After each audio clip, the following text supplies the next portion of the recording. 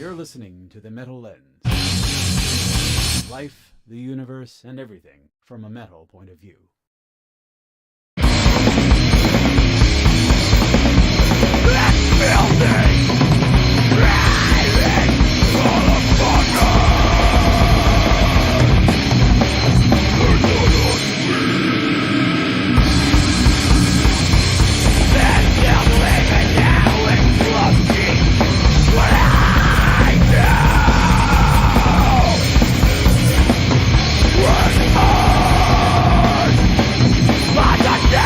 That's what I was almost thinking. Yeah. Oh, And with that, we're back. Hey, which can only mean one thing. it's Friday. It is Friday. 2 days after the historical 420. Oh, that's true. Which would make it 422. 22. Yeah. So welcome, friends. Yeah, we had a little time off. Yeah. Bit of a break. It certainly wasn't by choice. Since the recent catastrophic weather events, I know I had some damage in the old Gorilla Studios on the roof. Mhm. And apparently, well, you don't know what the setup was, but I had a control room back there when I used to do live bands, and every time I walked back there, boy, I was smelling some mold, some mildew. Some nasty black stuff. So I investigated. When I had a minute, Mm-hmm. I investigated, and yeah. So it was a long time coming, but I'm really happy about it. I would give you a tour of what I did, but I really don't. Not that you give a fuck or you know what it looked like before, but I don't want you fuckers to see what I have in here. So Yeah. take that. Mm-hmm. But it's certainly better. A lot more space. Oh, yeah. I know you can't tell at all, but we're in a different location in the room, Yeah, we used to be over there. and now we're over Now here. we're over here. But you can't tell that. You can't tell shit. Yeah, I don't know. It's I like the vibe, again, this is what we see, but not and not y'all. But I mean, it's a good vibe. We've got like more the space, access to the because control, like better space. when you first moved into your house over there, Yeah. you had that back room that you left alone for a while. Yeah. And like my initial thought was like, I love what you did with it, by Sure. the way. Yeah. But my initial thought was, don't do fucking anything with it. Like, because everybody, it's like, you have space, right? And I don't know if it's just a natural instinct that everybody possesses. Women seem to possess it a little bit more. Maybe not.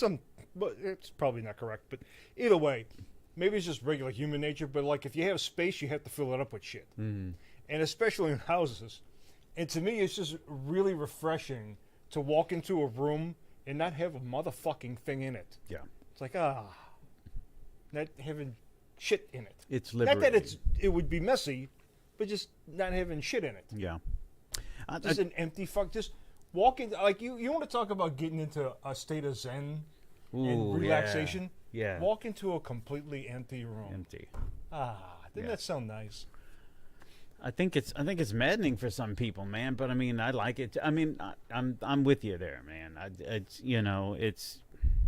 We have a small house, and we had to. I don't want to get all into this old house or anything, but we needed to make as much of every bit of space that we had, But deep down inside, I'm a minimalist, Yeah. I would just have the bare basics and just nothing. I just 4 padded walls. Yeah. If And the I voices in my head. If I twere a bachelor, pardon me, and had no children's, I would have hardly anything in the house. Them Like, children's hardly mess nothing. things up, don't they? Like there would be stuff in the bedroom, and all the other rooms there would be a fucking thing in them. It's just a desolate empty. wasteland. Nothing on the fucking walls. No pictures of whatever the fuck. If you were on the Star Trek Enterprise, you would just go into the hologram and just kick back and don't say a word. The computer would be like, looks like you've been here for 15 minutes and you haven't given us a command yet. Do you want me to do something? Shut up, computer. Shut the fuck up. You just broke my silence. Thank you very much. Anyways, well, here we are. Yeah, April 22, April 2022. Yeah.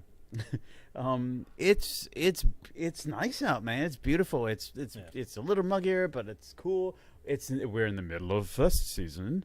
It's French Quarter Fest right now. But soon enough, hell cometh, which will be summer. Oh my God! I don't. Yeah, that's not. I don't want to think about that right now. I know you had to see it. The blimp. I didn't see it. I heard about it. You didn't see it? I didn't see it. It was.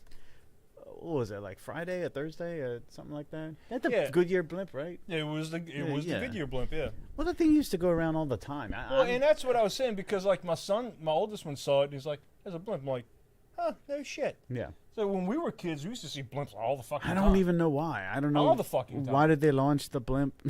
I don't know.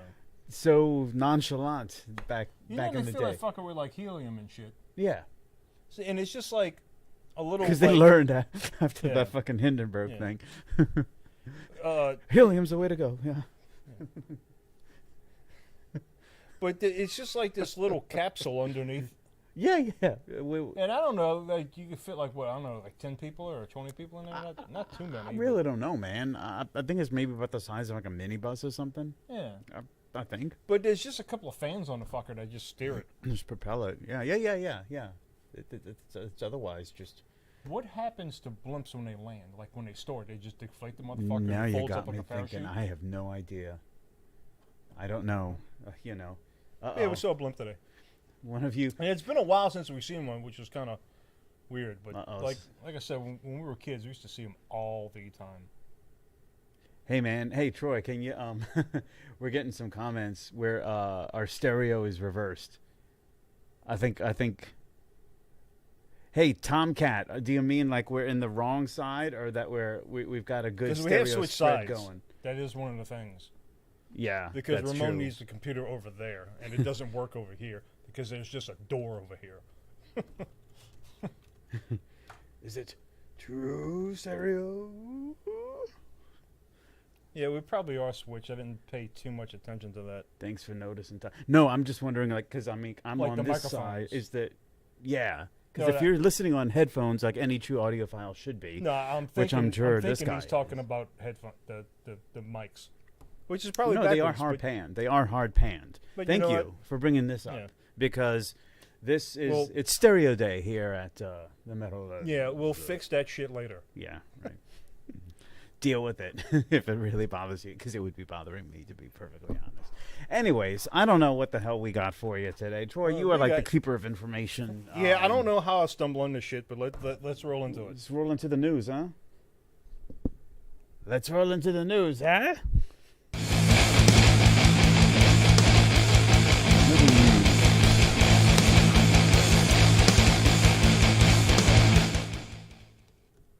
All right, so okay. The top on my fucking list, and I know you're gonna appreciate this. All right. And maybe I don't know if you got wind of this or not, but for the first time after 7 years, Aqua Teen Hunger Force returns. Whoa! Hey, what? No, I didn't know about that. Yeah, dude. It's gonna be. It's not permanent. It's gonna be, I guess, a web series. I don't know. I love how they describe it. The titular anthropomorphic foodstuffs from New Jersey. Carl, their nosy neighbor Carl. I'm gonna stab you to death with a knife. Of course you are. Oh man, Jesus, dude, that takes me back. Yeah, I'm trying to see. I'm gonna have to Damn, dude, I'm gonna have to say it's. Yeah, it's been like a solid 15 years since I've seen an episode of that show. Because I'm thinking about it, it's like it's pre-Katrina, probably something too. Sure. Oh, I guess it's gonna come. Let's see, Adult Swim's YouTube channel. Yeah, it's gonna be like a little web series. I don't think it's gonna be, it might just be like a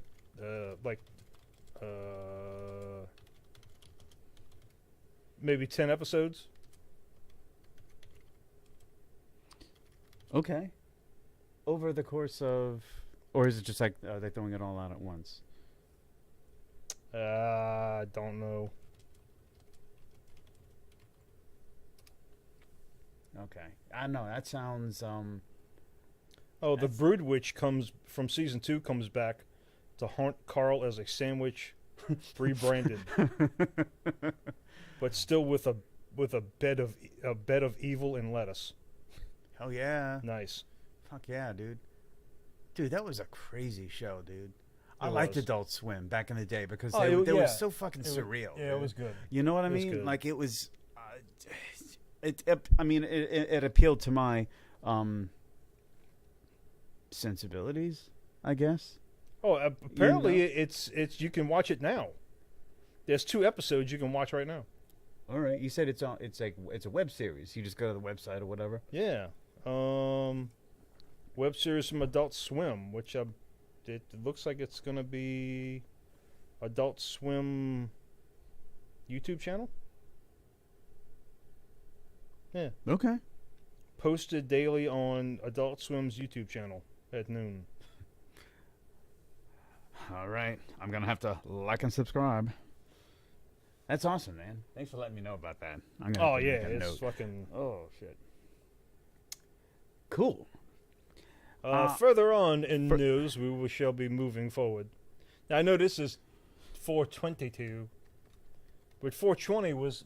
What's the significance of 420? I know a lot of people talk about it.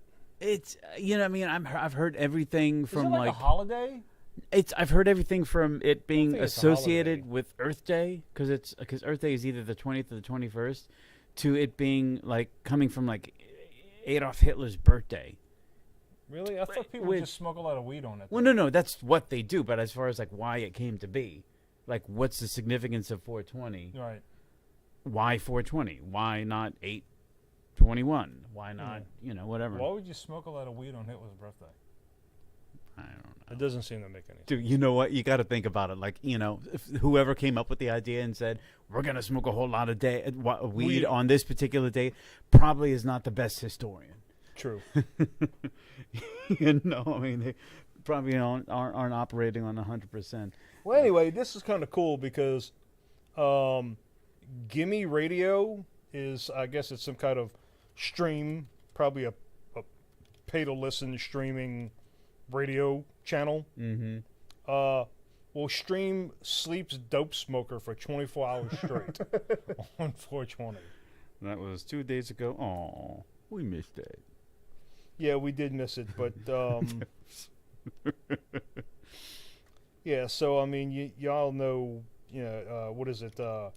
It's 52 minutes, I think, is the total running length of Dope Smoker, which is to me, 52 minutes, you say?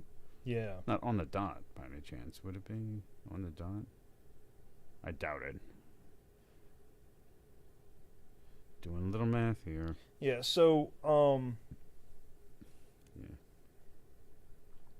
yeah. I mean, when Dope Smoker came out, and just that opening fucking riff, it was pretty life changing for a lot of people.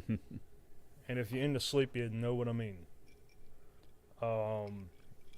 That one riff pretty much defined the genre of stoner rock, stoner metal. Pretty much, man. So you get to listen to that. So wait, 52, yeah. So that's a good, 24 times to go in and play that shit over again. Pretty sure it's. We're doing the research, so you don't have to. Yeah, so you don't have to, but you probably already know. I don't know why I don't know, but I don't.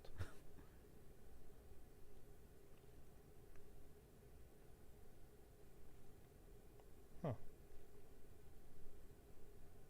And I'm certainly looking at the wrong thing, because I'm looking at fucking... Apple Music, which doesn't have that on there, because it's just the easiest for me to look at. But I'm almost positive it's like 52 minutes. Okay, so they decided to do that shit. Well, I mean, yeah.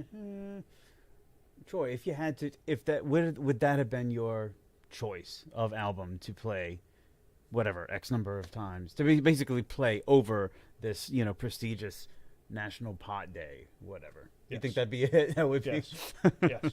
Okay. Absolutely. Wow. All right. So. Yeah, I'm trying to think if I would pick something else. No, it's pretty emblematic, isn't it? Just sleep in general. Right. Yeah. Hell yeah. So this is kind of interesting. Yeah. What you got? Sepultura. Sepultura. Max and Igor. Which, I mean, that whole situation and relationship is just gotten weird. Max is weird. Yeah. I guess, but I don't know. So Max and Igor, or is it Igor? It's Frankenstein. Will perform tracks from Sepultura's 1989 album Beneath the Remains and 1991's album Arise. Oh, yes. On their upcoming tour as Cavalera. Yeah, there was something like the Cavalera Experience or something that they, some kind of offshoot or something too. Something like that. I thought they had done like a tour of just Arise. Yeah. Front, beginning to end. I don't know. It gets all convoluted, because the bands that we associate with this is the act, this is the group, this is this is what personifies that particular album. It gets convoluted because people are all they're splitting up and they're going into, I don't even know what Sepultura, you know what I mean? Right. It's like it. That's what I'm so saying. yeah, so they're going out and it just who even fucking owns the rights to these songs? Really? I mean, is it them two? Well, I'm assuming a lot of it is Max because he wrote a lot of it, but I know Paulo, Yeah. the bass player, he owns the rights to Sepultura, the name. Oh, does he? Yes. That's a little surprising. Yeah. Okay, I wouldn't have guessed that. All right. You'd think the brothers would come in and just say, we claim 51% or something. Yeah, well, Some shit. he might have bought it or something. I don't know. Fuck, I don't know. But the closest they're coming to us is Houston, Okay. Yeah. which will be in June. You know who is coming in? House of Blues. It's like Death Angel, Testament, and who is it? Fuck, hold on. Some other it's probably, I think it's Exodus. Exodus, nice. Testament, and Death Angel are coming in, and they're gonna go. It's like House of Blues, though. Yeah. But dude, fucking some thrash gods are coming to Thrash New it up. Orleans. I'm probably not gonna go. I mean, my relationship with thrash is I really appreciate it, and every once in a while when I'm in the mood for it, I'll fucking play some Testament, dude, or some Nuclear Assault or whatever. Nuclear Assault, hell yeah. But Sadist. but it's usually just one album at a time, Yeah, if yeah, that, yeah. and then I'm good. I'll kick back and just kind of roll with something else. What my point is, it's there's a saturation. I think that happens. Yeah, Slayer hit that magic blend of death metal and thrash. Mm-hmm. That was just mwah, Right. perfect. It's got a sustainability factor, I guess, which Sure. is interesting because I never really thought about that before. But you're right. I could listen to, a few albums at a time. What else you got? That's about it. I got Okay. a shitload of science, but Oh boy. Okay. Well, I'm not even going to bother pulling up the story. But your boy, what is it, Taylor Hawkins from Foo Fighters? yeah. It was the day after our last episode, is when the news came out that he had died. I can't remember if he died that day or the day prior, but we were just talking about the Foo Fighters and just kind of how weird how, we were kind of taking that, coming from that take. Stay in your lane. yeah, right. Foo Fighters, you're Dave great with Grohl your stay grunge behind the drum stuff, set. that kind of thing. Anyway, he's dead. I don't know. And if he did, maybe this wouldn't happen. I don't know. I don't know. It's not a nice thing to say. Listen to Troy. Your life may depend on it. It might. That happened.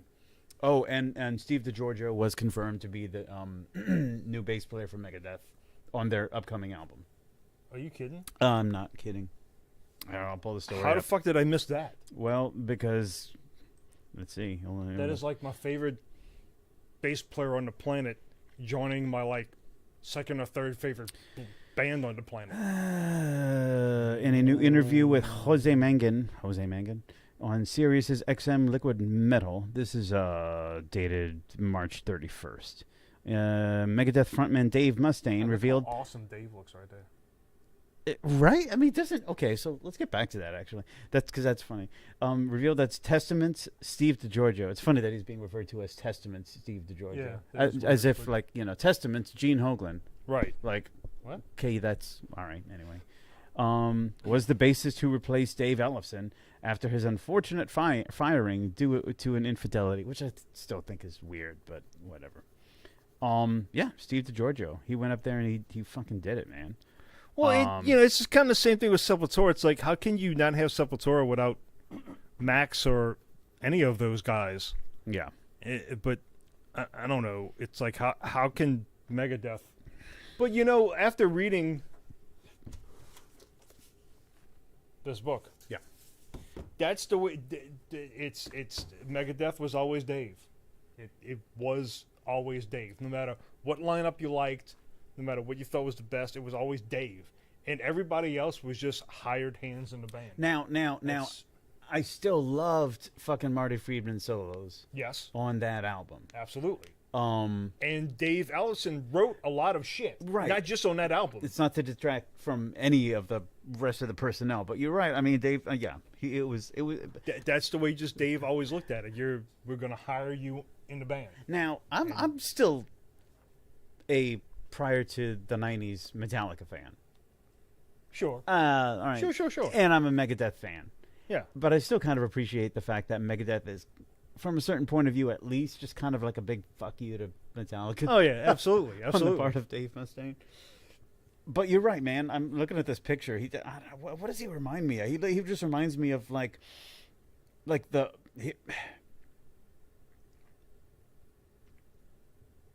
You're playing a first-person shooter.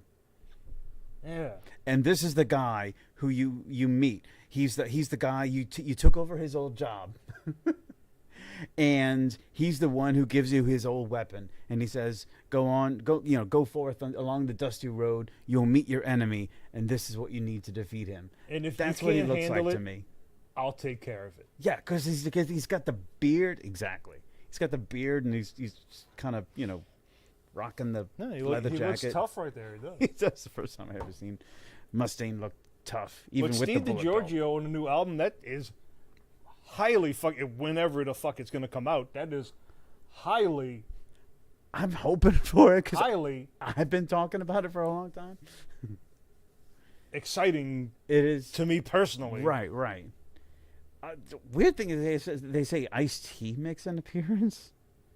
Hold on. We'll do a guest spot. Is a song called Night Stalker. I can't remember if that was the fastest one or not, but Night Stalker is about a blah blah blah. It's about helicopters. I had my buddy Ice-T join me on a part in the middle of it because Ice was a ranger in the army. Yeah, okay, that's a weird reason to ask somebody to guest star, but all right. And they do a cover of Dead Kennedy. Okay, I actually didn't read this until just now. They do a cover of Dead Kennedy's police truck. Oh, okay. Not a Dead Kennedy's fan. No. And Sammy Hagar's "This Planet's on Fire," featuring vocals from Hagar himself. Oh God. Oh no. I don't know what to think of it, man. I mean, I'm eager to check it out. I'm eager to hear it, but that just sounds weird. It does. Yeah. Yeah. But either way. Steve DiGiorgio is going to be on it. Steve DiGiorgio. DiGiorgio. All right, maybe that'll make up for the weirdness. DiGiorgio. Yeah. Anyways, what? Hey, dude. What? What you spinning? Oh, fuck. I'm glad you asked.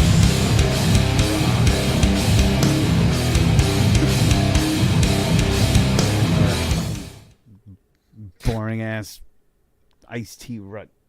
Or Sammy Hagar rut, really. Yeah, Sammy Hagar. What am I spinning? I you know what? What have I been spinning? Individual thought patterns. Ooh. And symbolic from death. Nice. I've been listening, for whatever. I had the urge, and I'm like, man, because honestly, seriously, I wore the fucking tape out, when I had it, like sure. in the 90s or whatever, but. It's been a while. It's been a good minute. I mean, I remember it, but it's been a good minute since I actually sat down and just jammed. And I was just sitting at work, just kind of, fuck it. I want to listen to some death. Individual Thought Patterns is one of those albums that I pretty much have memorized, like Arise and Rust in Peace. Right. It's just imprinted. Seasons in the Abyss. Always going to be it's there. It's just imprinted. I could almost recite you the whole album. Yeah. Front to back. And I liked you, dude. I remember there was an interview on Guitar World. I think it was Guitar World with Yngwie Malmsteen. Yngwie, yeah, who was like doing a whole bunch of like judging Yngwie stuff. Yeah, Yngwie stuff. Whatever, his prerogative. We do the same thing. Whatever. But I mean, he kind of trashed the production for that album, for Individual Thought Patterns. How? It was just he'd say, I don't know, whatever. He was being snobby. It was the best one, dude. I loved the production on that fucking shit. His vocals were fucking fantastic on that album. Yes, but well, I mean, he's not a fucking. I think the heaviest. I mean, he was trash talking Phil Anselmo's voice. So anything that is amelodic, I think to him is just noise, and it's not music or whatever he sounds like. Fuck him, to be honest, because I don't even know. I never did listen to any of his shit anyway. Yeah. Oh, Flight of the Bumblebees. Like, shut up. Not to be trashing talented people, but I mean just shut up. Well, I never did care about those type of people anyway. Like the Steve Vais. Well, the virtuosos. I like Steve Vai. He's got some cool shit. Well, Steve Vai's the better one. What's that other fucker? Probably you're thinking of Satriani. Yeah, him. He's got some good stuff, but for the most part, when it comes to the fucking the wanking, the guitar wankery. I don't give a fuck. Yeah. I just don't care. Well, I mean, they've got like just as talented people doing. And let's all not kinds forget of different the ass shit. fuckery of Chickenfoot. What is that? I'll tell you what it is because Christ. we brought him up. It was Joe Satriani, Sammy Hagar, and the Smith, the drummer from Red Hot Chili Peppers. Oh, okay. Yeah, All right. that existed. That happened. So Satriani, Hagar, and Mike no. Chad Smith. Chad Smith. Yeah. Yeah. That fuckery happened. Oh dear. What was it? I was in California. What fucking whiz-banger thought that fucking band up? Jesus. Somebody from California.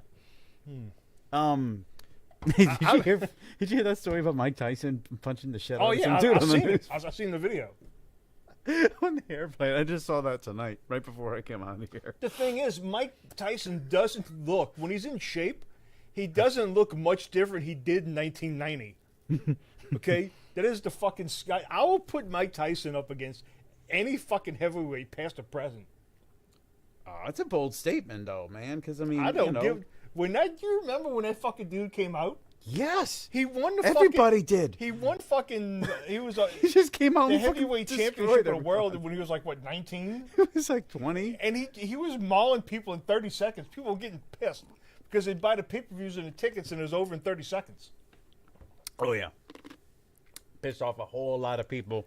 The world have never seen somebody box like that, and probably never fucking will. No, dude, he was just a destroyer. Like like Muhammad. Oh God, let's not get into a fucking boxing tangent. Muhammad Ali was like really, really fucking good and really, really fun to watch because the dude was just like an artist in the way that he moved and the way he played with, you know, with his opponents. But Mike Tyson just came in and just said like, it was unadulterated, you know, blind fucking savagery. Everybody. Dude, like his character in Mike Tyson's Punch-Out was like not that much of an exaggeration. Right. Have you ever played that fucking game? It's just impossible. Dude, you have to basically like it's like a frame by frame game. It's ridiculous. You're like, "Oh, okay, sure. I operate on fucking fractions of a millisecond." Well, I don't think anything happened to Mike Tyson over that. Well, I know the guy didn't press any charges. I think not, man. He was fucking provoking him from the looks of it. He was just being a jackass and fucking provoking him. It's like, who the fuck? He definitely got what the fuck he asked for. But now, how fucking stupid are you to fuck with Mike Tyson? Pretty fucking stupid. The dude hung out with tigers. He had fucking tigers. And he played with tigers like we play with puppies. My little pussycat. You play with a puppy, he plays with a fucking tiger. A fucking I think tiger. that speaks volumes right there. Oh, Christ. So, I've been spinning. Yeah, please. I've been spinning the wonderful semi-electronic, certainly emotional sounds of the 80s. Oh, yes. I mentioned this. I made a 80s playlist, which, you know, the 80s isn't for everybody, but, you know, there's certain. It's very selective, very selective. So I mean, like the playlist. Yes. All right. Yeah. So like, you know, out of like, I don't know, 8 billion fucking songs of that particular type of 80s music that came out, not the fucking girls just that and not the fucking rock shit like the Foreigner stuff and fucking Motley, none of that fucking 80s stuff. I'm talking about the fucking Duran, fucking Depeche Mode, Tears for Fears, that fucking Breakfast Club fucking era of 80s, that genre. Yeah. I don't know what the fuck I don't even know what it is either, man. It's like, I don't know. It's like somewhere balancing between like new wave and pop and just whatever. You know, it was kind of. Somebody's gonna give me shit for this. I guarantee it. Thompson Twins. But it was kind of like proto indie almost. Yeah. Especially like the like Tears for Fears, for example. Right. Like they were. I mean, everybody had their electronic influence because everybody wanted to practice, you know, play off with their new toys and stuff. You know, drum machines and whatnot. But I mean, certainly, you know, people did it better than others, and like, you know, Talking Heads, but they're a little bit different. Peter Gabriel had his little take on it, which is really good. Yeah. That So album was awesome. Oh fuck yeah. But Tears for Fears to me was really kind of the pinnacle center line of that type of 80s music, I think. Dude, they were great songwriters. Yeah. Their vocals were fantastic. Really, really, really good. Really good instrumentalists. Like just the songs were moody, but they weren't like too moody. And I'll tell you exactly. Okay, so is what's that song? Mad World. Is that on your playlist? Are you familiar with the song? You familiar with the song? Yeah. So that's a really good song. I like that song. I like that song a lot. I don't like the countless remakes. Oh yeah, that I did start getting into that. Dude, everybody really wants to slow it down and be like, yeah, and they drag out the fucking middle, and they make a 3-minute song a fucking 8-minute fuck. And, yeah, it's just I did get into some of that. It was moody, but not excessively moody, and dude, oh god. But you know, I mean, there was a lot of one-hit wonders there. There are. The Like- 80s had a lot of them. Like Aha, that fucking shit. That make me love. Well, they had Take On Me, right? Yeah, they had That was their big thing. That was about it. Oh, yeah, I guess it was. And then you had like Soft Cell with the Tainted Love and. Tainted Love. That was Yeah, about it? yeah. But I tell you what was another. But they weren't really the same type. Was Men at Work. Oh, dude. Men at Work had some really, really good stuff. Really, really good show. Have But we they talked were- about them on the show? Because I know I talked to you about it. Yeah, I don't know if on a show, but they were slightly different. Not that Tears for Fears kind of Breakfast Club type of, Yeah. 16 Candles, whatever genre of 80s. But Men at Work has some really good stuff. Dude, awesome stuff. And that dude, oh, God, I can't remember his name. He's still going out there and just like jamming solo. Just getting up there with his acoustic and just kind of sing. Dude can still sing. And it just sounds really good, man. Yeah. And in fact, I heard I think I played it for you, a demo version of Land Down Under. Mm-hmm. And Oh yeah, that's right. dude, it was like way more ska sounding and reggae sounding rather. Right. In the demo, like it really sounded like some of that early Police kind of stuff. But even actually, it was actually even more reggae. I think. Like it was totally. and- you can hear it in the radio in the And I mean, the you had those album like, version. like but I like Police because I really love like the Sting. Police. I've been listening to. I them think he's forever, man. and everybody Yeah. in that band really. Stuart Copeland. Have you heard Andy Summers' solo stuff? No, The guitarist, cheesy as shit. really. Wow. I mean, good. I mean, this guy's a great guitarist. Like, Yeah. it's kind of like fusion jazz, but it's just like it's kind of cheesy. I actually think he invented some chords that I wouldn't no be one else can surprised, play. dude. I mean, he's got that fucking. He could do the Yeah, thing with the. I don't even know the. but like they went through the '80s, right? They like went through the '70s, '80s, '90s, and Absolutely, yeah. but they wouldn't be a band that I would specifically identify with the '80s, like your Depeche Modes or your Duran Durans. Who are the Police? They're just the Police. No, I think they they kind of peaked in the '80s, especially with like Synchronicity, which is a great album. Yes, it is. They got that song "Walking in Your Footsteps," and every time I hear it, I hear "Walking in Your Food Stamps." It's like one of those things like where you mishear lyrics, and I did it once, and then it just kind of stuck. Now I can't unhear it. Walking in your food stamps. Anywho, that's killer, man. I still listen to some '80s shit every once in a while. Yeah, I had to finally make me a playlist. I'm pretty happy. Do with it, Brown. Jam out.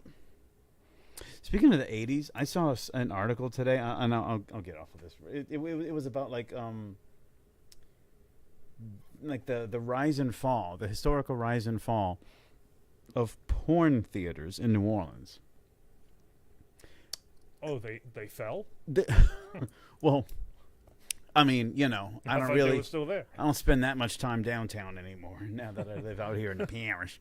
But they in the 60s and the 70s, nationwide, this was way more of a prolific phenomenon where you can go into a theater, give them $1 or $2, sit down, Fire off some knuckle chosen. and just enjoy some adult entertainment on the big screen.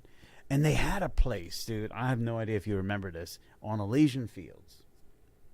It's the 900 block of Elysian Fields. And I saw this article, and all of a sudden, like, this memory became unlocked because I saw this place. Because it was right there where I grew up, on Elysian Fields and 900 block. I'd be like Marigny, Mandeville. No. Rampart or Burgundy. Anyway, it's like right now it's just like an empty lot. I think it's actually an extension of the parking lot for Door Furniture on Elysian Fields. Oh yeah. But they had a theater. In fact, I'll pull the well, picture up. I know where the Door Furniture. You know where the is. Door Furniture Yeah. was? An empty lot on the corner of like Burgundy and Elysian Fields. That used to be the Paris Theater, which was this fucking X-rated porn thing. Back in the day. Why are the floors sticky? Ha ha. wasn't there like some old joke about? Like, it wasn't even a joke. It was just like, can you imagine being like the janitor or the No. the superintendent or the No. just in one of those fucking hazmat suits like an Nope. ET, just kind of. I was just thinking if you could imagine it, maybe if you could think about what it would be like to have to like take your mop out and just kind of. Just thought I'd bring it up. You know? I think bleach would be a staple there. Dude, I would think a fucking power wash at the very least. Maybe napalm. I don't know. Lysol and bleach. Actually, it turns out this place did burn down. Little peroxide. Well, peroxide. Some fucking hydrochloric acid, maybe. I'm gonna. Oh, here we go. Oh, I didn't want to see the actual article. Hold up. I'll show you a picture of it, dude. No There it way. is. Okay. Yeah. I mean, Uh, so that's the corner, right there. That's I think it's burgundy, and right there is where door furniture would be. okay. Yeah. So yeah, that's what No, we're spinning. I've never been there. Don't know what. Doesn't ring a bell to me. Burned down in the late '80s, dude. Don't worry, you're in the clear. Unless you were there at like 8, 9 years old, 10 years old, or whatever. No. Okay. No. Yeah, me either. Anyway, I think it's time for album.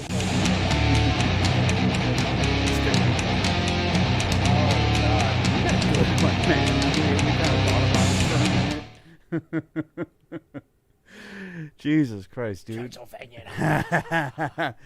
Dude. So cold. So cold. So bitter. So pure. So pure. So cold. Transylvania. Transylvanian hunger. Yeah. So Actual lyrics. yeah. So Dark Throne Dark Throne. formed in '86. They put out Transylvanian Hunger in '94. 86? Yeah, that's what it says. Okay. All right.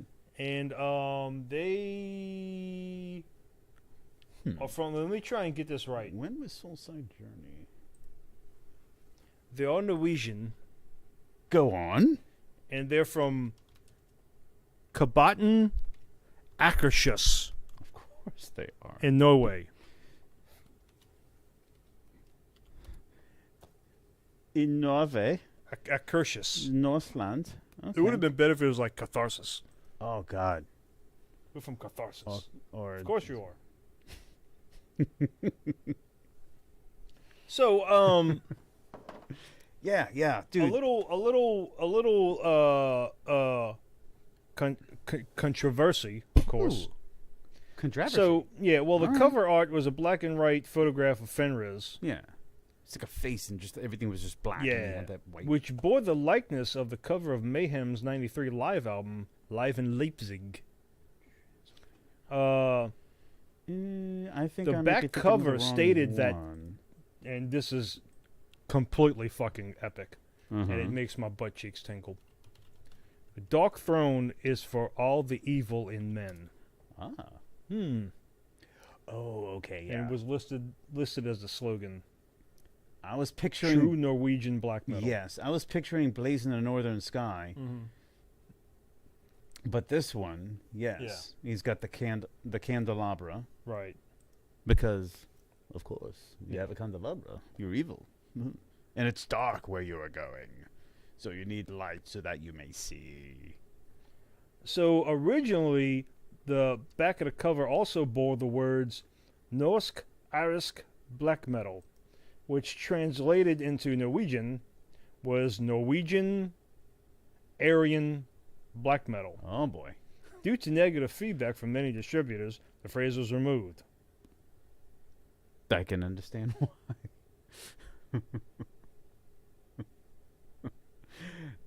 North Aryan black metal is what it was supposed to mean?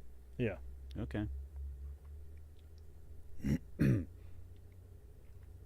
Which is kind of funny if you think about it, because it is black metal.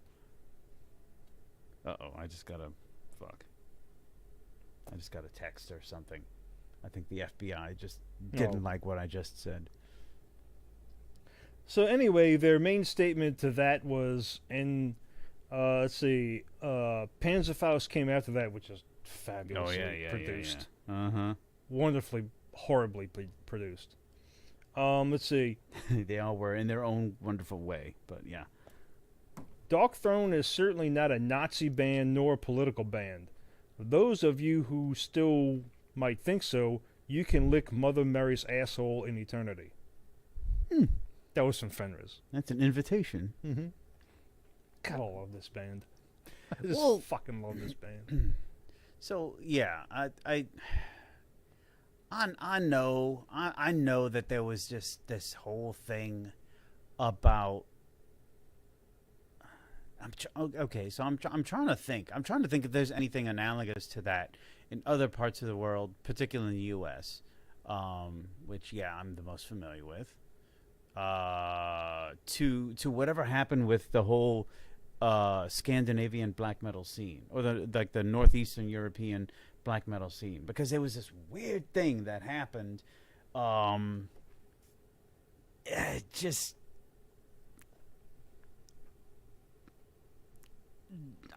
a small group of them decided to just be fucking Nazis and just be like fucking crazy, or start burning churches down, and all that shit. And it's just really like, dude, I mean, like, I've never heard of anybody in the world, like, if they exist, please, like, chat and let us know. But I mean, I've never heard of like anybody who decided like, I'm gonna go ahead and gut a bunch of pigs in the name of Cannibal Corpse or anything stupid like that. You know what I mean? Like, it doesn't. Certain genres, well, okay, I'll just say it. Black metal seems to provoke this kind of reactivity and fanaticism in its fan base. Oh, and I'm sorry, don't take me wrong. I'm not saying that the music is what provokes it, but there's something there's a correlation. All right, I'm just saying, like, no, I don't know anybody who has been in a thrash band or has been a huge thrash fan who decided to go out and start nuking countries or throwing hand grenades around, because thrash metal talked a whole lot about war and stuff like that. Hand grenades. There's a whole lot of douchebags out in the French Quarter right now, gulping those goddamn things down like they were Coca-Colas. You know what I mean? But anyway, the point is that there was a whole bunch of weird fucking black metal dudes going around just being like really satanic. The main thing is, or is really it's like fucking white supremacist. That type of stuff, and especially Dark Throne, because we've talked about this before. The production of it was just so fucking genius, because their idea behind it is the production was they wanted it to sound cold. Yes. And god damn it, did they hit that fucking nail on the head. And it's just, there's something about it that's just deliberately fucking evil. And some of us enjoy that sort of thing. Now, the one thing I wanted to get to is I know we talked about this, and fuck me, I can't seem to find it right now, but I know we had the story. Oh wow, dude! What up? It's a Dark Throne. What? It's a skateboard. Oh hell yeah! Oh dude, that's obviously on the side of the deck. It's not. Yeah. But was it Transylvania Hunger that had that special edition fucking release? It was like a book or something. Wait, I think that's Blazing. I think that was Blazing on Northern Sky. It was Blaze. It was Blaze. I think it was. Because I brought that up a couple of episodes ago. Yeah. Right? And we I kind of lost track of that, and I was like, fuck, I gotta have it. Right. I know. Of course, at the time it was sold out. Oh, that's right. We did look on the internet live during our episode. And I'm going to do it again. Do it. I think that was it. I think it was Blaze. Okay, so we got somebody in chat. There are a lot of NSBM bands outside. National Socialism Black Metal. Okay. I'll just I'll just shut my little brown ass up. You know what I mean? I mean, like it is weird because I mean, imagine being like a huge black metal fan in a predominantly, you know, non-white country or area. You know what I mean? I think the Mexico, whole thing about the Aryan Algeria, anywhere. is, you know, that's what it was perceived, because you got to remember this was 1994 now. yeah. So that was right in the middle of, like, you know, the exploded lyrics stickers going on shit, and you know the whole Oh, that had been going on for a bit.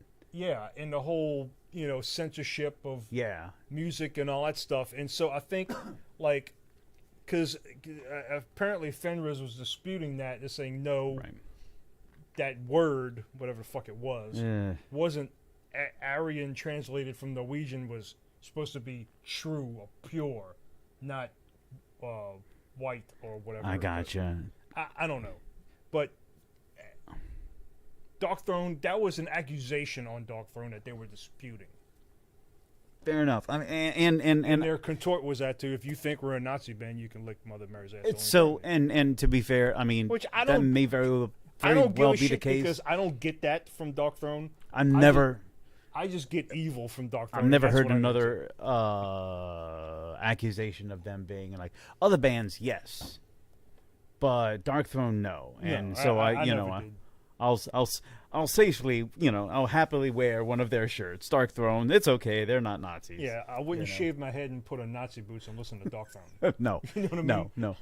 This one doesn't have Jesus on the I on the would back put on a of it black cloak either. and hang an upside down cross and listen to Dark Throne. I would do that. Sure, there's nothing wrong with that. That's okay. In that case, would you be persecuting the majority or the minority? Minority. Because believe it or not, the majority of the world is not sacrosanct Christianity. I'm going to go ahead and steer away from this whole religious thing. But Yeah, the because fact that's- is, no, dude, I used to jam to that fucking. I remember listening to that tape Yeah. in my fucking van, my minivan, driving up to college.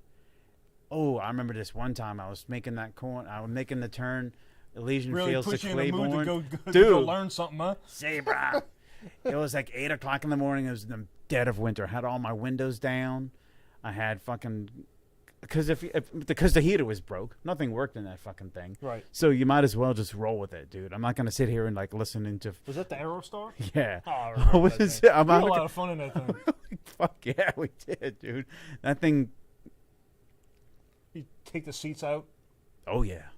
That's how And it we was loaded just all a- our gear into it, man. Yeah. Oh, And there was like an automatic hangout spot at the back of the van. yeah, dude. Dude, it pretty much permanently smelled of smoke from that point forward until we... I don't even know what happened to that. We must have traded it in or sold it or... Fuck, what did I do with that thing? I probably set it on fire on like Delman Road or something. I don't remember. Like everyone else. Anyways, damn, that was a long time ago. Anyways, no, I remember like windows down, freezing ass cold, listening to Transylvanian Hunger. Just like, you know what? I'm not gonna listen to like Sammy Hagar, or, like, you know, Mas Tequila or any of that horse shit. I'm just gonna I'm gonna embrace the cold. Just wearing my long sleeve black whatever fucking shit I was wearing, and those were the good old days. I can't seem to find it, but I'm going to look for it. Thinking back, I realized that I really haven't grown up at all since then. Maybe inside, deep down inside. But it was a fucking great album to listen to. Dude, especially, we've talked about this. I've talked about this with you before. That was definitely a seasonal kind of album. It's a seasonal genre. Like it's April, fine. I'm cool with like talking about Dark Throne. Dude, but come August, I'd be like, no, I don't want to. Like, I want to listen to death metal. Black metal for like another fucking 5 months or whatever. Until the temperature goes below 60, I'm just not interested. I'm probably just going to be listening to a whole lot of Sepultura and Slayer. The whole point of Dark Throne is that it was just raw and disgusting. Oh, God, yeah. Oh, the production of it was just... Oh, dude, and the guitars were just... You can tell what was going on. It was just a wash. without without precisely hearing every note. You could just, but that was the way that it was written, though. It was written in such a way that there wasn't, it wasn't that important. And the vocals were up front and just that you heard every single note. Obnoxiously up front. Oh yeah. And especially right after that with Panzerfaust. Panzerfaust and Total Death were like really. I think Panzerfaust was probably the best example of that. Because they did the vocals so dry. Oh God, it was so gnarly. It was weird, dude. So gnarly. It was just extremely wet, like tons of reverb, and the vocals. Oh,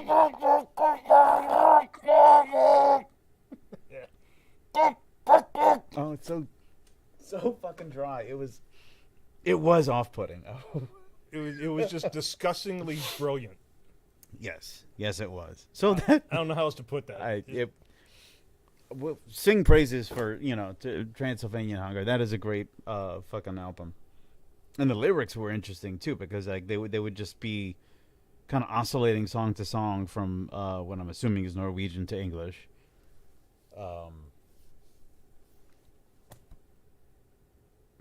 They had that song about the bats, flittermice of. Well, yeah, and that's another thing too about all their imagery. And it was all translation. Mm-hmm. So, and I guess they did shit in English. They did shit in English.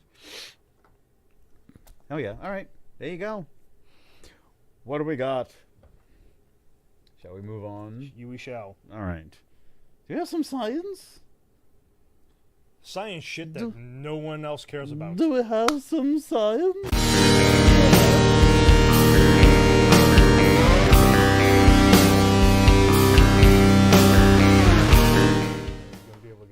Yeah, I'm gonna squeeze my ever-widening ass out of here, and I'm gonna hand you the microphone. Boy, is Troy. it! Oh boy. Okay, so shit, I'm gonna kind of rip through these because I got a fucking ton of them. All right. So it's been up to debate for quite a while, but apparently it's pretty much proven now that science confirms that life indeed does flash before your eyes upon death. Now, of course, this was before I start reading, but of course, this is always theorized. But apparently, there was there was an 87-year-old epilepsy patient that unexpectedly passed away during a brain scan. So you don't always, That guy sucks actually to die in the middle of a test. Well, and it's apparently pretty rare. So they, it was theorized that they couldn't really capture that information when they had the technology to. Okay. It was kind of hey, let's kill this guy and see what happens when he dies. You can't really do that nowadays. If you had the technology, Bit of an ethical problem. Yeah. sure. But so all the planets aligned, and the scan found that his brain seemed to relay memories in the 30 seconds before and after his heart stopped beating, which is something that they kind of knew, but his let's see, he had a do not resuscitate. Okay. A DNR. Yeah. So they were able to track his brain waves throughout the final moments of his life. The scan they were originally conducted blah blah blah EEG scans. The machine kept running when he died. So they got a glimpse of his brain activity upon dying. And see, I'm trying to get to the part where the activity in the brain's alpha, beta, and theta bands relatively decreased, and activity in the gamma band increased. And that part, the gamma waves of that part of the brain activity is what you use when you recall memories. Okay. So that's how they come to the conclusion. if allowing for deep inward concentration, like recalling memories. Similar brain isolation occurred during meditation or dreaming. So yeah, your life, you recall your past memories upon death. I had heard this theory. I mean, and it is like, Yeah, we all have had because that you have that saying it's like, oh shit, like you have right. My whole life flashed before fuck, my eyes. my life flashed in front of my eyes. Right, Fuck. right. Well, apparently it's actually true. No, I've heard this that it was theorized, and I don't think there's any way you would ever be able to. Let me start the sentence over again. I don't think you would ever be able to prove something like this, especially because it's kind of like evolutionary biology kind of stuff. Anyways, that the reason that might happen is because at the moment of death, your brain is like realizing that death is imminent. Okay, let me back up. So, okay, so you ever been driving, and here in New Orleans, the answer is almost certainly yes. Oh, Mine too, buddy. I'm with you on that one. bleeding Searle, our heart aches. We'll drink to that. With you, yes.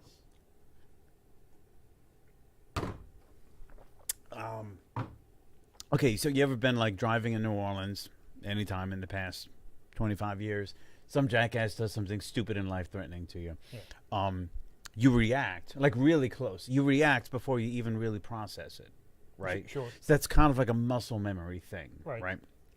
So what your brain is doing subconsciously, it is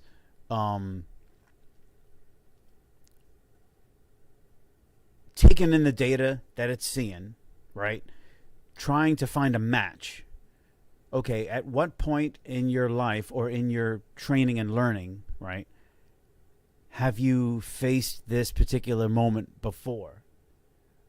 Right here. Okay, so here's what you do. Swing your fucking wheel to the left, right? You know? So that's a thing that your mind does. It's a survival thing, you know? Sure. So what the life flashing before your eyes is like, I've never encountered death before. Let me see if I can recall something that I can match this up to save myself. And so you go through a it's just briefly conscious, momentary recollection of every memory you've ever had. Have I ever had anything like this before? Right. Let's go. Right. Nope, Let's see if I've had a bullet go through my fucking. It's like a Rolodex of memories. We're checking out. We're done. Exactly. So that's been theorized. That's been speculated. And I mean, how the fuck are you ever going to be able to prove that? You're not. And it's like that can only be determined by observation. It's never going to. Whatever. Anyway, what else you got? This just in. Drug and alcohol studies suggest binaural beats can actually get you high. You know, I've heard about these things. Yeah. Binaural beats. There was this band, Disassociate. Kind of like a grind band. I think they were like out of somewhere in New York, and they had at least one album where they had a few tracks that was these binaural beats. Yeah, well, you know, it certainly caught my attention because. And by the way, they were like total stoners, like fucking stoner grind kind of shit. So, this caught my attention because, you know, I kind of believe in the whole frequency thing. Like, there's different parts of your body and different, and you project energy and frequencies and stuff. And frequencies are a real thing. And frequencies can certainly do different things to you. And believe me, because I just had, not too long ago, I had an MRI on my shoulder, and frequencies can fucking fuck with you. So, and do you remember, it was one of the Rat in a Bucket albums. Oh, the last track? So Sean had attempted, his idea was, and this is really great, and I really love this, was at the end of the album, we were going to play what we thought, which, I mean, people have searched for it before, is the brown note. It's a frequency that would force you to loose your bowels. And so the whole idea behind that would be that you would listen to our album and then hear that and immediately shit on yourself. That's what his idea was, and that's what he wanted to happen. You would listen to your album and then you would shit on yourself. Which is great. I love the idea. Great way how to increase album sales. Well, sure, but so frequencies are definitely a real thing and can definitely affect you a lot, because like at the end of that MRI, I got a little anxiety issues, and I was fine for it was like a 25 minutes. I was fine for the first 20 minutes. Yeah. Because of different sounds and frequencies that are going on. The last 5 minutes, that fucking frequency was hitting my fucking anxiety button like a motherfucker. Did it change? Yes. Okay, so it yes. Okay. And that last one, because it only lasts for a little while, and then it goes away, and then it starts again. Well, and that's why I knew it was that. Because as soon as that frequency stopped, I was okay. Gotcha. And then it hit again. I was like, oh, fuck. And it was just mashing the fuck out of my anxiety button. Dude, there was this weird experience so that I had. It's real. Frequencies will fucking affect you, for sure. So I believe all of this. Dude, I think I was... This is the interesting take. I want to get through this. So this is the interesting take about this. Because, the suggestion that binaural beats can actually get you high can usher in a new wave of digital drugs. Interesting. All right. So, I don't know, like, instead of being a chemist making, cooking meth in the fucking, your uncle's fucking trailer, you could be sitting in front of a computer, mixing up a medley of intoxicating beats or frequencies that you could perhaps sell digitally. Oh God, I don't know, man. And you can buy them with cryptocurrency. Ooh, the plot thickens. I don't know. This is not going to be like some kind of NFT digital drug or something. You get the NFT, get high. Woo! I'm getting high off NFTs. Fuck, listen to this. You know what? Oh, I would try it. Why the hell not? No, I was gonna say. Well, and I guess the good thing about that is if you can't handle a high, like, oh, dude, I'm starting to freak out, dude. Just hit stop button. Turn it off. Play some Barry Manilow, and you're cool. Unlike all the acid I did when I was a fucking teenager. You're kind of stuck with that shit. No, you got to ride that motherfucker out. You better hold on, dude. I was traveling with Nicole. I think we were like up in Jersey, because Nicole's from Jersey, and we were like in some hotel. Yeah, what exit? So we were at the Jersey people will get that. That we were at some like hotel or something, and I stood in this. It could have been jet lag, but I stood in this like one little section in between like end caps and like the snack bar at the hotel, and I swore I felt like this, like I just felt heavier, like I was just being magnetically pulled. It was weird, dude. But it was also almost it was also just like not just one direction straight down. It was almost like I was being pulled like in an inverted Y pattern, if that makes any sense, like downward and to the left and to the right. It was very strange. And I stepped out of this one particular region, and it stopped. And I said, Nicole, stand right there and tell me if you feel anything. She kind of did. But I really felt it. It was weird, man. It was the weirdest thing. And I can't, I could chalk it up to whatever, like some kind of like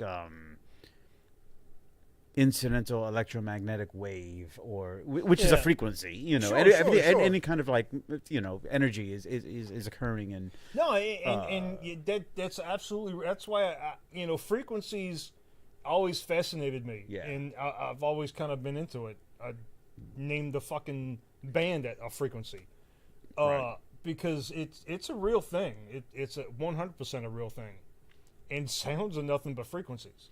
Dude, it's just on the EM spectrum. And it's vibrations. Yes. And it fucking affects you.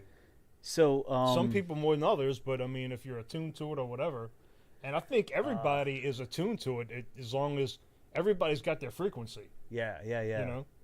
And I think as people, we emit certain frequencies too. I want to look. That might have something to do with like you ever meet somebody and like you barely spoke, or you just kind of walk up to somebody and you just seem just like, I don't like that. Oh yes. fucker. Oh yes. Nicole she's extremely intuitive about seeing a person saying like that motherfucker is dangerous. Stay away from that. Well, and it might be Stay the the frequency fuck he's away from emitting that. that Dude, she's picking up. It makes It's me. like, oh, no, It makes fuck me that. thinking like the whole aura thing that was like kind of big in the 80s and 90s. Well, yeah, and you know, and like and that's probably just another word for just the whatever it frequencies is people put out. Yeah, And you're attuned to it. And you can pick up on it. So our boy Bleeding Soil here saying like Hawkwind used the brown tone apparently. Oh yeah. Hawkwind, like Michael Moorcock, Hawkwind. Is that right? Was he in the band or? Shit. Okay.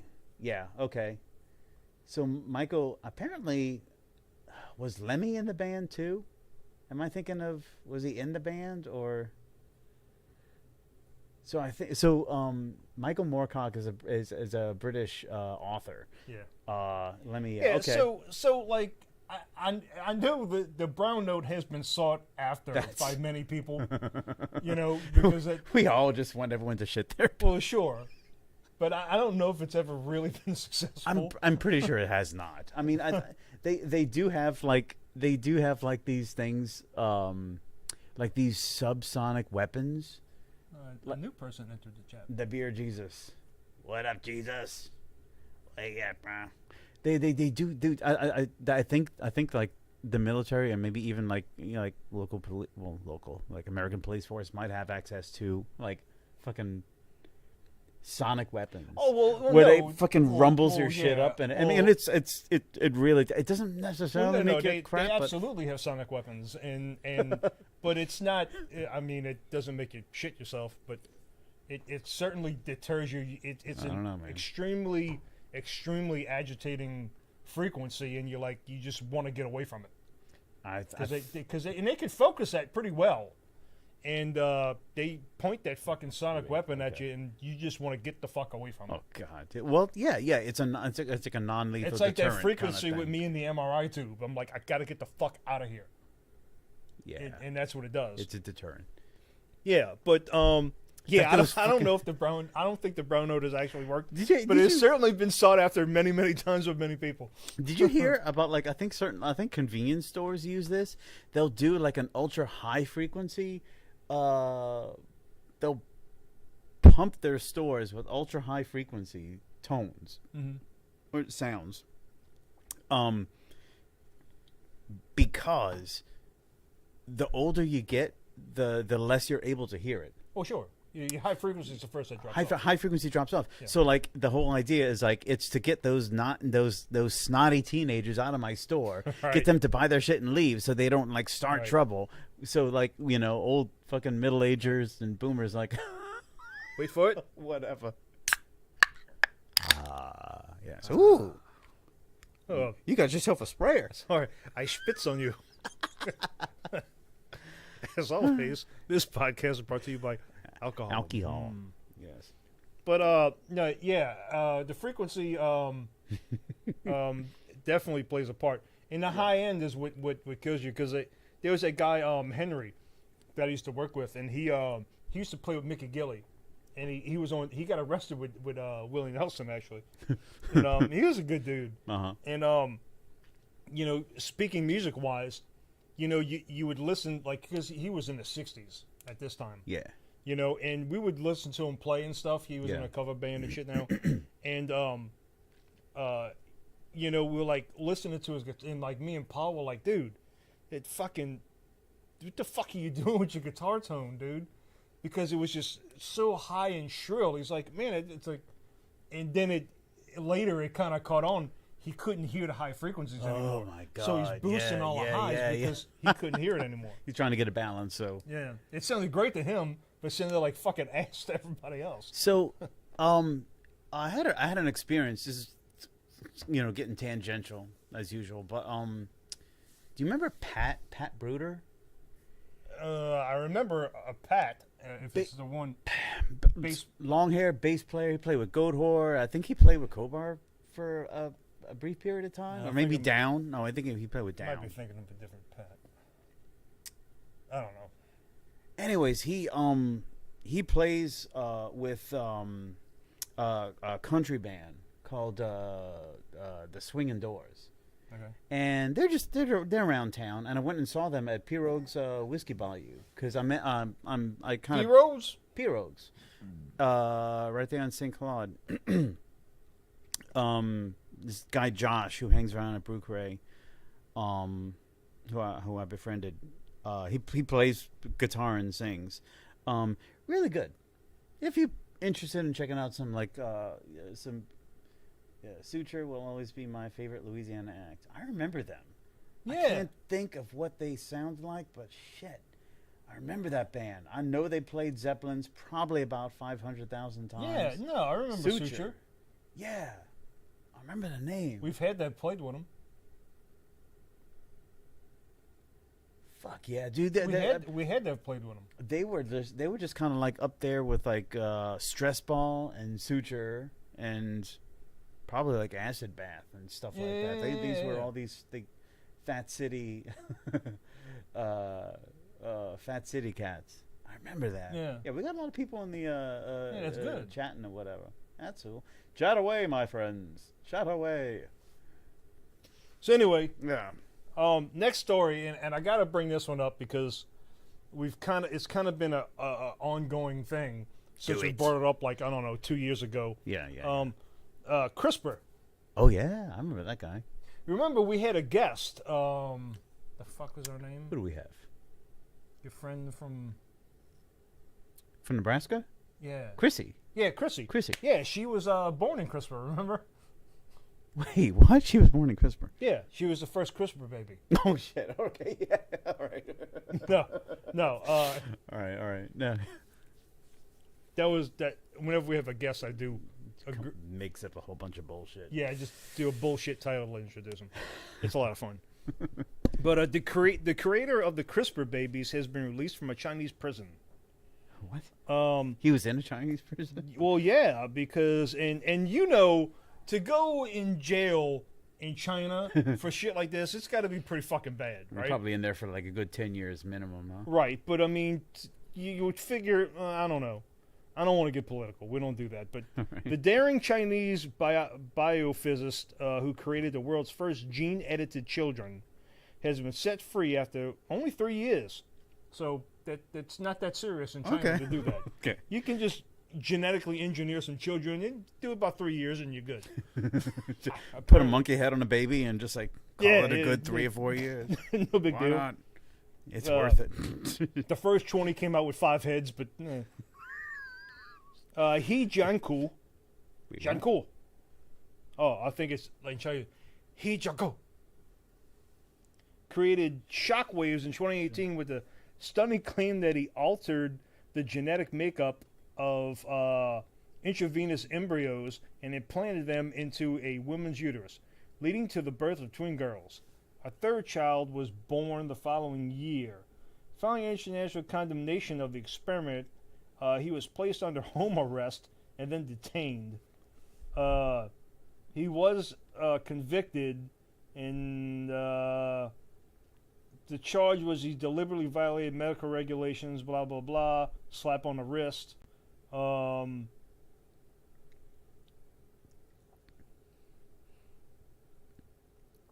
mean... So he claims that... the reason they did this was to use CRISPR to genetically engineer and alter the girl's DNA so that they would be resistant to HIV. Which HIV isn't really a thing anymore anyway. Well, it's a thing, but it's not It's like, you know... It's not a thing. You sleep with a girl, you get like, you know, your Apple Watch will probably tell you, oh, I got AIDS. Fuck, take a pill. Done. Oh, you're HIV positive. No, seriously. Oh, look, I got gonorrhea. They got a pill for that. They got a frequency for that. No, it's so manageable now by medication compared to like what it was in like the early 80s. But yeah, so he genetically engineered children, babies, and he got house arrest and 3 years in prison in China. Well, shit. I can't go to China and get away with some pretty fucked up shit. Yeah, I think my guess is that HIV was not necessarily like the end game for that kind of research. That it was for like any kind of like autoimmune thing. HIV being like the most aggressive CRISPR, autoimmune. yeah. Or like what he was trying to do is like, right. okay, they're immune to HIV. That opens the door for us to be able I think to like. the thing was he was just a fucking maniacal fucking scientist madman, and he's like, oh well, we were doing this for HIV prevention. Yeah, right, motherfucker. No, he wasn't. No, he fucking wasn't. You know he wasn't. You were trying to breed the Demogorgon, weren't you? The thing is like ethics laws Sure. vary from state to state. Well, I mean, country to country. Yeah. That it's genetics is always a hot topic on the show. it is. Whenever I mean, comes up. it's really. I wrote a song about it 35 fucking years ago. Fucking A. When you were 10, I guess. Okay, 25. All years right. ago. Yeah. No. But my point is like, man, it is kind of screwy because like, in a sense, ethics does kind of hold you back from what you're able to do. Like, really get to the crux of the matter. Yeah, but I mean, But on the other hand, apparently there's a ways around that. So. well, sure, but I mean, I don't know. It is a slippery slope. Granted, it is. When you think about it, it's. Well, I don't want to bring that up, but I mean, yeah, I mean, technical, medical advances and technical advances, opposed to ethics. It's a thin line there. So it's. If fallen into the wrong hands, that sort of thing. Yeah. It's like, we can use this to really help people, but if it falls into the wrong hands, G.I. Joe. Oh man, you should have worn that shirt. I should have worn my Cobra shirt. Right? Oh, goddamn. All right, man. All right, Shit. so I got one more. Let's roll in the dumbass, and we'll kind of talk to them. How about we do that? You want to roll into it now? Yeah, let's roll straight into dumbass. All right, let's.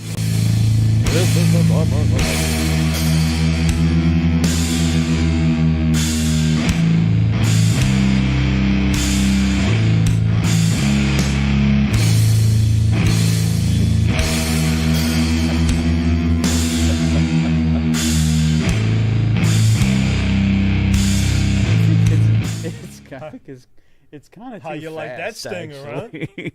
huh? That's what I'm talking about. So, dumbass of the week, and it's funny about dumbass of the week because it's not the guy on the plane with fucking Mike Tyson. no, but even though he's certainly a candidate, and I did think about him, but and it is actually I actually got a couple of candidates here, but I'm gonna roll with like I said, we don't get political and we don't get religious. We don't like to go there because we just from the beginning we just said we wasn't going to do those things because it just gets out of fucking hand. So, not being in any political stance, we're going to talk about Tucker testicle tanning. So, Tucker Carlson is a news. I think he's a Fox News political host or whatever. He's definitely a human. You probably being. know who fucking Tucker Carlson is. Whatever. So, for some reason or other, he was interviewing Kid Rock. I don't know. But he did. And apparently, I mean, he shocked the fuck out of Kid Rock, which I guess is kind of hard to do. But given what he brought up, I would probably be kind of dumb, flabbergasted too. So what he brought up was testicle tanning. You know, Did you say testicle tanning? I did say testicle tanning. So the thought behind this is that, you know, and I mean, I don't know. I guess when it talks to talking about men and testosterone, okay, you know, there's this conversation of, well, there's more men with lower testosterone. Well, because you're checking for that now. They might have been, I don't know, men aren't men anymore. I don't know. But anyway, so there was some Andrew McGovern, some kind of physical trainer thing. We're talking about one of the ways you can reverse the effects of falling testosterone. One of the solutions was red light therapy, which is typically, I'm trying to be clever here, called testicle tanning. So, shining a UV light on one's genitals in order to potentially increase testosterone. So, so Kids Rock's response was, so obviously half the viewers right now are like, what? That's crazy. But, okay, so as far as other solutions, which is, you know, the testosterone therapy or whatever,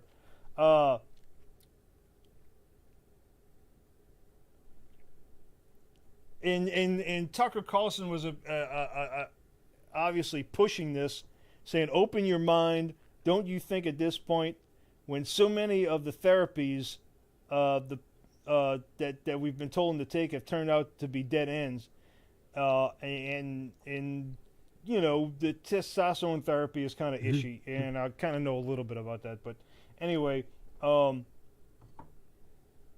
yeah, open your mind and tan your testicles. Listen, people, don't cook your fucking testicles. Yeah. Don't cook your fucking balls. Look, UV lights are not good for your eyes. Don't put them on your fucking balls. Dude, it's really not good. I mean,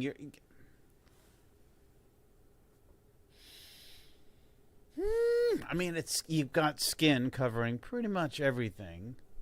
UV light is bad for your skin. Just don't. And I don't know if that really increases the likelihood of testicular cancer. Well, it's certainly if you're gonna can't get be skin, fucking good for if it. you're gonna get skin cancer, just don't, like, you know. I mean, if you might have anywhere the gene for, like, you know, a little bit of hereditary gene Okay. there for, like, maybe your great grandfather might have had the testicular cancer. all right. You shine a UV light on that, it might fucking speed things up a little bit, you know? It might not skip a generation. Chances are, yeah. There's that metastasis. But anyway, that effect. really fucking happened. That was on Fox fucking News, folks. Tan your testicles to raise your testosterone. That I reminds. can think of more interesting ways to raise your testosterone. Dude, I've been. Be a fucking caveman and swing a sledgehammer around for 20 minutes. Well, just be active. Your Well, pretty much. testosterone's going to fucking go up. Yeah. Eat meat and fucking be a caveman. I just like, what is it with these fucking hyper insecure fucking guys who are like really that worried about their testosterone levels? Like, dude, it's not like you're gonna become No, I'll tell you what it is. not a man anymore. I'll tell you what it is. Yeah, I'll tell you what it is because I kind of looked into this. Uh-huh. And it's this is what it is. This is what it boils down to. It's laziness. All right. It's fucking laziness, okay? Call it whatever you want, but most people now are fucking lazy. I'm a fucking... I am too. Oh, fuck. Okay? I don't want to work anymore. Shit. Yeah. Okay, so... I can relate. Instead, it's an easy way. It's like, man, you know, I've been feeling kind of tired lately. Maybe my fucking testosterone's down. Maybe I can take a pill or rub some cream on That's my what it fucking is. titties. Or just soak my balls in some take sunshine. a shot of for- fucking testosterone, and then I'll feel like I'm 20 again. These 40, 50-year-old guys. Gotcha. It's just fucking laziness is all it is. Dude, I'm loving this. Tan your fucking balls. They're talking about like Randy Marsh from. Randy Marsh. Remember when he had the that when and his fucking balls blew up real big and he was bouncing around on his from fucking South Park. My bad. I'm sorry. Yeah. Oh yeah. Like what are those ball the bouncy balls with the handle on them? God, what are those things called? And then no, he put it in the microwave, right? Oh shit, is that what it was? Yeah, Fuck, he I don't put his remember. balls in the This is microwave. like 10 years ago, or maybe Yeah. more than that. Dude. Which I might try microwaving your balls.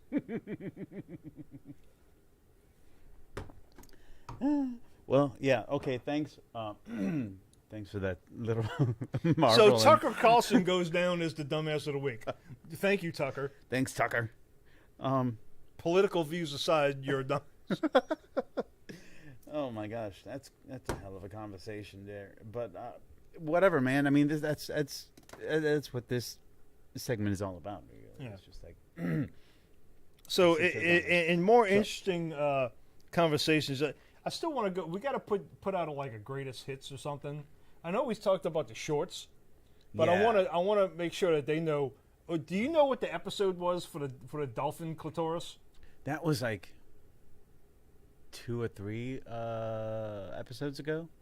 Well, Number 42, maybe. yeah. So go check that one out 43? and go towards the end. It's under science shit. In that segment, the dolphin clitoris, it's fucking hilarious as hell. Yeah. You'll love it. So that's gonna wind up being on our best of compilation. Yeah. We'll make a short out of that. That's gonna wind up on the DVD that we wind up selling on tour. Yeah, like I said, Don't forget the dolphin clip. like at the beginning of this,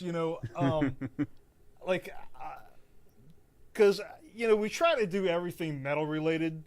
Yeah. At least that was the original premise, and I think we try and stick to that. At least everything like the beginning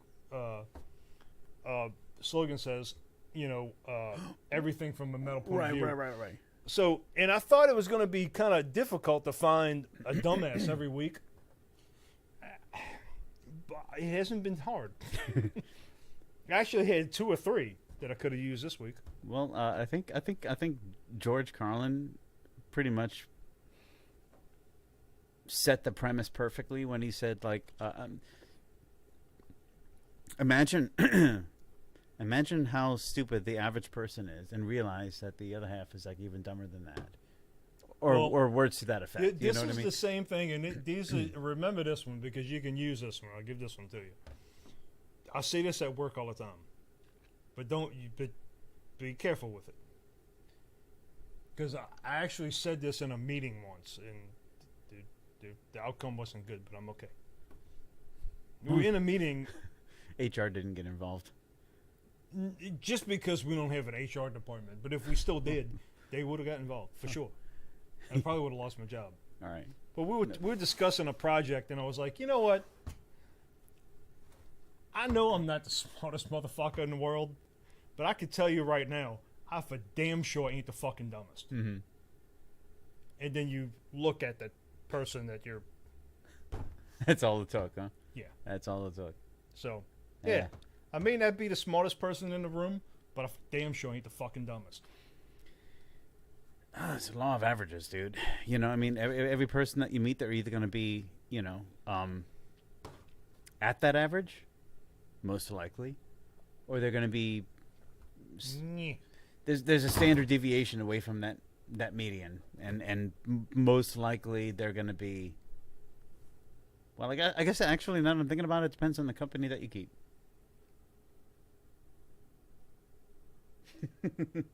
These commenters, these guys are on a roll. As you two are Louisiana metalheads, I'll present to you guys the proposed. Good Lord, too much beer. As you two are Louisiana metalheads, I'll present to you guys the proposed soundtrack for GTA 6 for the metal that I'm creating. Oh yeah. Okay, fucking do it.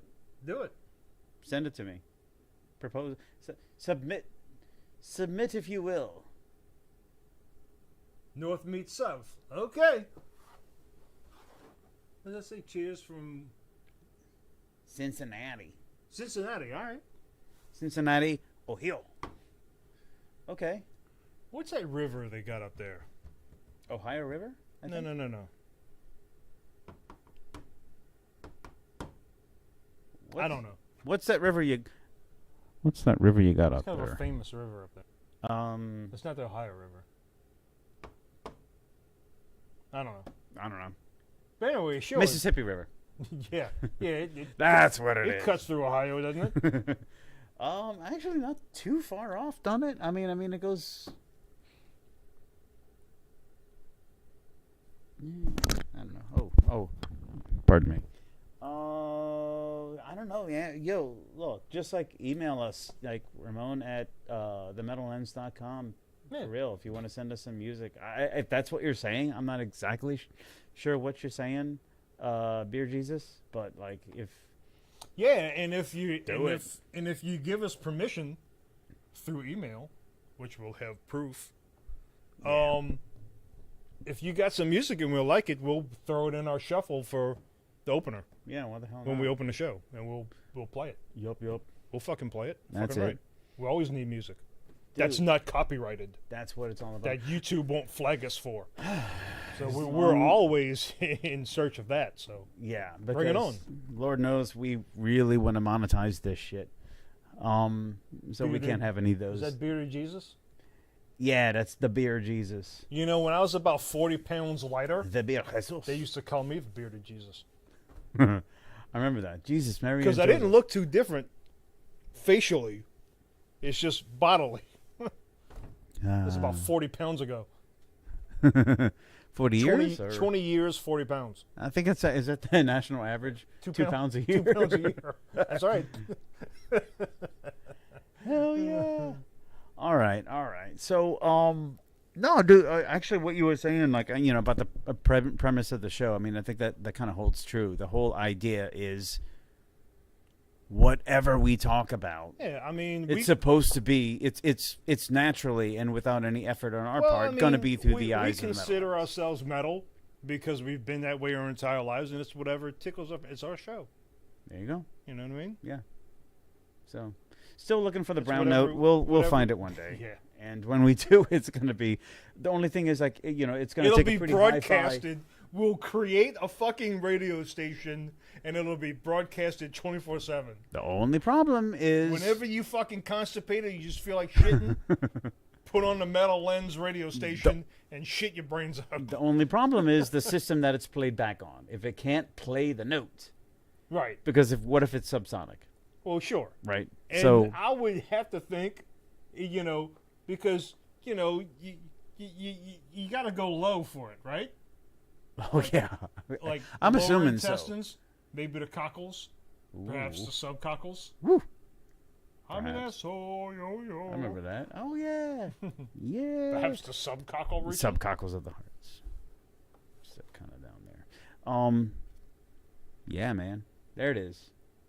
So anyway, yeah. So that's what we're doing, and let it continue. So I'm gonna go ahead and say let's call it an evening. It's an evening. If you want to call it, thank you. If you want to call it that. So we should be back in 2 weeks' time. Yes. 9:00 in the PM Central. With the new setup. 2 Fridays from now. I'm which loving is very this. roomy and spacious. I'm liking it. We got some extra shadow behind us, but I'm pretty sure no one actually thinks that we're. Yeah, we're just in a different fire's location. not- We got to figure that out. Yeah.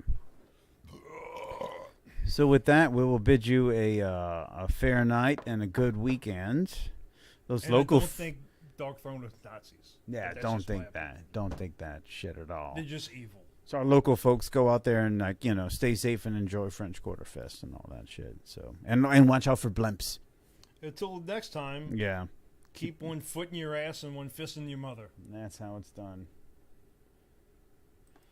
That's how it's done, son. And as tradition.